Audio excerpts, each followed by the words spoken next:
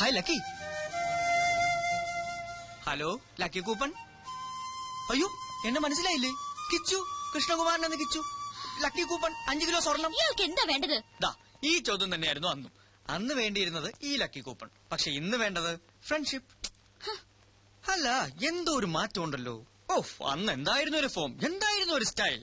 ആ വെള്ള കാറും കാണാനില്ല. Something wrong somewhere. അത് തന്നെ എനിക്കും ചോദിക്കാനുള്ളത്. അന്ന് എന്തായിരുന്നു സ്റ്റൈല്, എന്തായിരുന്നു പുകില്, ആ പച്ച കാറും കാണാനില്ല. ആ അത് ഞാൻ പറയാം. അതെന്റെ കമ്പനി കാറായിരുന്നു. കമ്പനിക്ക് വേണ്ടിയുള്ള പർച്ചേസ് ആയിരുന്നു. കമ്പനിയുടെ സ്റ്റാറ്റസ് മെയിൻറ്റെയിൻ ചെയ്യാനുള്ള ഡ്രസ്സുമായിരുന്നു. പക്ഷെ ലക്കി കൂപ്പൺ സ്വർണ്ണമല്ലേ, സ്വന്തമാക്കാതിരിക്കാൻ പറ്റുമോ? Okay, there you are. Now it's your turn. താൻ പറ. എന്റേതും കമ്പനിക്കാരായിരുന്നു. കമ്പനി വാങ്ങിത്തന്ന ഡ്രസ്സായിരുന്നു. കമ്പനിക്ക് വേണ്ടിയുള്ള പർച്ചേസും ആയിരുന്നു. പോരെ? പോരാ. I M A model. കമ്പനിയുടെ ഒരു ഷൂട്ടിന് വേണ്ടി ഡ്രസ്സ് വാങ്ങാൻ വന്നതായിരുന്നു. ഇപ്പൊ എങ്ങോട്ടാ? ഹോസ്റ്റലിലേക്ക്. എവിടെയാ ഹോസ്റ്റൽ? ശല്യപ്പെടുത്താനാണോ? നെവർ. എന്റെ ബസ് വന്നു. പോട്ടെ, ബൈ. ബൈ. വൈറ്റില്ല ഇറങ്ങട്ടാ.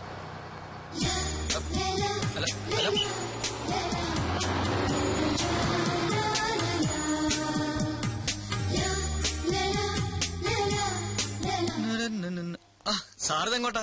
ആനി ലഗൂൺ പാർക്കിൽ വെയിറ്റ് ചെയ്യുന്നുണ്ട്. അല്ല, വേറൊരു കാര്യമുണ്ട്. ഇന്ന് സാറിന്റെ വെഡിങ് ആനിവേഴ്സറിയാ. ഓ, ഞാനത് മറന്നു. മെനക്കേടായല്ലോ. ആനിയോട് അവിടെ വെയിറ്റ് ചെയ്യാനും പറഞ്ഞു. ഒരാളുടെ ജന്മോ പിടിവിട്ടാ വഴുതി പോകും. പക്ഷെ വെഡിങ് ആനിവേഴ്സറിക്ക് എന്തിലേക്ക് അതിനെക്കാട്ടി കുഴപ്പമാ. ദൈവമേ.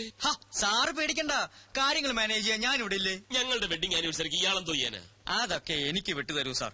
സാറിന്റെ ജോലി തിരക്ക് രഞ്ജു ചേച്ചിക്ക് അറിയാവുന്നതല്ലേ. അത് ഇത്തിരി കൂടെ പൊലിപ്പിച്ച് പറഞ്ഞ് ചേച്ചിയെ ഞാൻ മയപ്പെടുത്താം. ചേച്ചി മയപ്പെടും. പക്ഷെ വേറെ താപ്പാനല്ലേ എന്റെ അമ്മായിയപ്പൻ. കുഴിഞ്ഞ വിത്ത പോരെങ്കിൽ എന്റെ ഈ കസേര തട്ടിയെടുക്കാൻ ദിശ ആന്റിനെയും മിനിക്ക് നടക്കുകയല്ലേ ആ ബാലഗംഗാധരൻ. എന്റെ ചുറ്റിക്കളികളെല്ലാം അവൻ അമ്മായിയപ്പനെ അറിയിക്കുന്നുണ്ട്. സാറിന് ഒരു കുഴപ്പവും വരാതെ ഞാൻ മാനേജ് ചെയ്യാം. നീ മിടുക്കനാണെന്ന് എനിക്കറിയാം. അതുകൊണ്ടല്ലേ നിന്നെ ഞാൻ എന്റെ വലം കൈയാക്കിയിരിക്കുന്നത്. അപ്പൊ ഇതെന്റെ ഇടം കൈയാണ്. പിന്നെ വലം കൈയിൽ എന്താ? അല്ല, ഈ രഞ്ജു ചേച്ചിയെ മയപ്പെടുത്താൻ അല്പം പണച്ചെലവുണ്ട്. കാശൊരു പ്രശ്നമല്ല. ദാ എന്താന്ന് വെച്ചാ ചെയ്തു. എല്ലാം നിന്നെ വിശ്വസിച്ച ആനി ലഗൂൺ പാർക്കിൽ കാത്തിരിക്കുക. അവൾ അങ്ങ് വഴുതി പോവും. അതുകൊണ്ടാ. ഓക്കെ, അപ്പൊ ഓൾ ദ ബെസ്റ്റ്. എന്റെ പങ്ക്. എന്ത് പങ്ക്? മുതലാളിയുടെ വ്യൂ പോയിന്റിൽ ചവിട്ടി കയറി നീ വെട്ടിച്ചെടുക്കുന്ന ഈ പണത്തിന്റെ പങ്ക്. ഇതേ വെട്ടിച്ചെടുത്തൊന്നുമല്ല, മനുസാറിന്റെ വൈഫിന് വിവാഹ സമ്മാനം വാങ്ങാനാ. മനുസാറിന്റെ വൈഫിന് നീ എന്തിന് വിവാഹ സമ്മാനം വാങ്ങണം? എടാ മോനെ, നിന്റെ തട്ടകം തന്നെയാണല്ലോ എന്റെയും. ലൈഫിൽ എനിക്ക് ഒറ്റ അംബീഷനുള്ളൂ, എന്നും നിന്റെ കിരുനക്കി പറ്റിയായി ജീവിക്കാം. മതി മതി, നിന്റെ പങ്ക്. എടാ ജീവ, നിനക്കൊരു കാര്യം കാണണം. വാ, കണ്ടോ മനുസാർ എനിക്ക് വേണ്ടി പണിയെടുപ്പിക്കുന്ന ഓഫീസിന്റെ മോഡൽ. Full AC. ഇവിടെയാണ് എന്റെ മുറി. അപ്പൊ എന്റെ തൊട്ടടുത്ത് ചുറ്റും സുന്ദരികളായ കുറെ മോഡൽസ്. ഓ ഈശ്വര, കേട്ടപ്പോ തന്നെ കുളിര് വരുന്നു. ഇതൊന്ന് പൂർത്തിയായിട്ട് വേണം എനിക്കൊന്ന് ജീവിക്കാൻ. എനിക്ക് beautiful Ranju. Thank you. Hi Thamburu. വിവാഹ വാർഷിക സമ്മാനം. Happy returns of the day. എന്തിനാ കിച്ചു ഇതൊക്കെ? ഇതിന്റെയൊക്കെ വല്ല കാര്യം? അയ്യോ, ഇതൊന്നും ഞങ്ങളുടെ വകയല്ല, മനുസാർ തന്നയച്ചതാ. ചെയിൻ കൊടുക്കാൻ പോയി. അല്ല, ഈ ചെയിൻ വാങ്ങാൻ പോയി. ചെയിനോ? അതായത് ഈ ചെയിൻ എന്ന് പറഞ്ഞാൽ വലിയൊരു ഫോറിൻ കമ്പനി അവരുടെ ചെയിൻ ഓഫ് ഷോറൂംസ് ഇന്ത്യ തുടങ്ങാൻ പോവുക. അപ്പൊ അതിന്റെ പരസ്യത്തിന്റെ ഓർഡർ നമുക്ക് കിട്ടിയത്. അത് വാങ്ങാനാണ് മനുസാർ പോയത്. അല്ലേ ജീവ? കൊടുത്തു കാണും. ഈ മനുവേട്ടൻ എന്ത് പണിയാ കാട്ടിയത്? അയ്യോ, തീർന്നിട്ടില്ല, ഇനിയുണ്ട് ജീവ. ഡിയർ രഞ്ജു. ഡിയറസ്റ്റ് രഞ്ജു, 7 സ്വരങ്ങളിൽ തീർത്ത സംഗീതം പോലെ സ്നേഹത്തിന്റെ തന്ത്രികൾ മീട്ടി 7 ജന്മവും ഒന്നായി ജീവിക്കുവാൻ ദൈവം നമ്മെ അനുഗ്രഹിക്കട്ടെ. സ്വന്തം മനു. ഇത് മനുവേട്ടൻ എഴുതിയതാണ്. അയ്യോ, ഈ ജീവന്റെ ഒരു ജോക്കിങ്. മനുസാർ കവലകൾ എഴുതും. ജീനിയസ്. അതെ, മനുസാറിന്റെ കഴിവല്ല, ഈ സൗന്ദര്യം കണ്ട ആരും എഴുതി പോകും. പാവം മനുസാർ ആകെ ഡെസ്പറേറ്റ് ആയിട്ടാ പോയത്. അത് വിവാഹം കഴിഞ്ഞിട്ട് ആദ്യത്തെ ആനിവേഴ്സറി അല്ലേ, അതും ഭാര്യയോടൊപ്പം കഴിയേണ്ട ദിവസം. അത് മിസ്സായതിന്റെ വിഷമം. എന്തായാലും പോകാതിരിക്കാൻ പറ്റില്ലല്ലോ, കോടികളുടെ ഓർഡർ അല്ലേ. കേക്ക് നീ പറയാതെ ഞാൻ എങ്ങനെയാ കേക്ക്? കേക്ക് മുറിക്കാൻ. അതിന് കേക്ക് എന്ന് പറഞ്ഞ പോലെ. പിന്നെ മൂക്കെന്നാ പറഞ്ഞത്? അതെ, നമുക്ക് മൂക്ക് മുറിക്കാം. അപ്പൊ കേക്ക് മുറിക്കാം. ഇതാ കത്തി, നൈഫ് മുറിച്ചോ. മനുവേട്ടനില്ലാതെ അതിനെന്തിനാ മനുസാർ ഒരു കത്തി പോലെ? മനുസാർ ഇപ്പൊ എത്തും. ഇന്നത്തെ ഈവനിങ് ചേച്ചിക്ക് വേണ്ടി മാത്രം മാറ്റി വെച്ചിരിക്കുകയാണ്. എന്തൊക്കെയാ പ്ലാനിങ് എന്ന് അറിയോ? ബീച്ചിൽ ഒരു 5 സ്റ്റാർ ഡിന്നർ, സെക്കൻഡ് ഷോ, പിന്നെ 3rd ഷോ. വലിയ സാർ എവിടെ? മോളില്. ദൈവമേ, അത് എപ്പോഴായിരുന്നു? മോൾ എന്ന് പറഞ്ഞ മോൾ തന്നെ. ഞങ്ങൾ ഇപ്പൊ ഇപ്പൊ വരാം, കേക്ക് മുറിക്കല്ലേ? അപ്പൊ ഓക്കെ സാർ, ഞാൻ പറഞ്ഞേക്കാം. ദേ, മേനോ സാർ തിരിച്ചിട്ടുണ്ട് കേട്ടോ. ആ ഇത് മനസ്സിലായില്ലേ?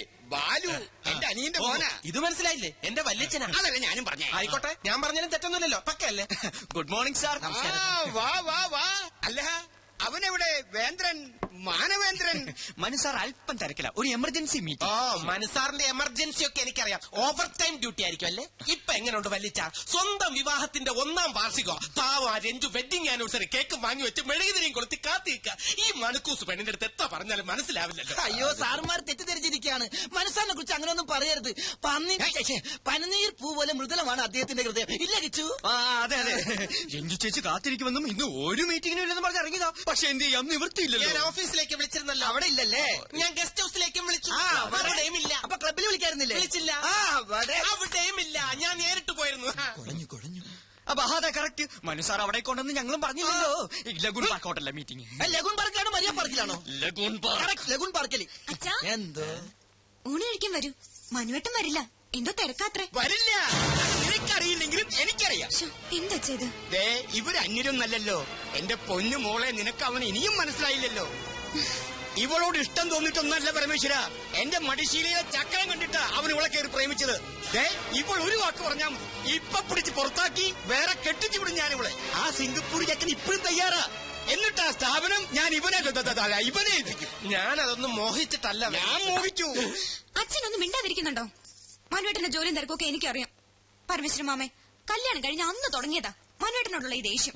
അതിന് സപ്പോർട്ട് ചെയ്യണ്ടേ ഇവിടെ ഒരാളും. എന്നാ ഞങ്ങൾ അങ്ങോട്ട്. നില്ലേ അടപ്രഥമം കൂട്ടി ഉണ്ടിട്ട് പോയാ മതിയടാ. എടാ പിള്ളേരെ, അവന്റെ പാട്ടിന് കൂത്താടുന്നത് നിങ്ങൾ കുറച്ച് പേരാണെന്ന് എനിക്കറിയാം. എന്റെ മരുമകനായതിനു ശേഷമല്ലേ അവൻ നിന്റെയൊക്കെ മുതലാളിയായത്. അതെ. അത് പോട്ടെ, നീ ഇങ്ങോട്ട് വന്നേ. എന്താ? വാ. എന്ത് മീറ്റിംഗ് ആണെന്നാ പറഞ്ഞേ?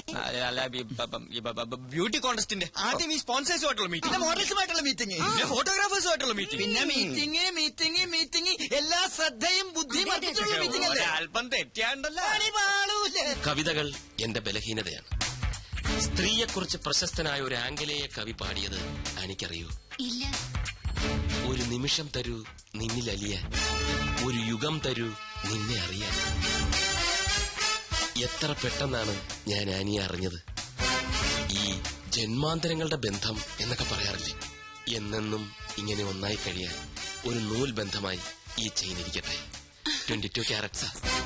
ഇനി മുതൽ അങ്ങോട്ട് ഐ മാറ്റ് അഡ്വർടൈസിംഗ് കമ്പനിയുടെ അസറ്റ് ആയിരിക്കും ആനി. I assure U.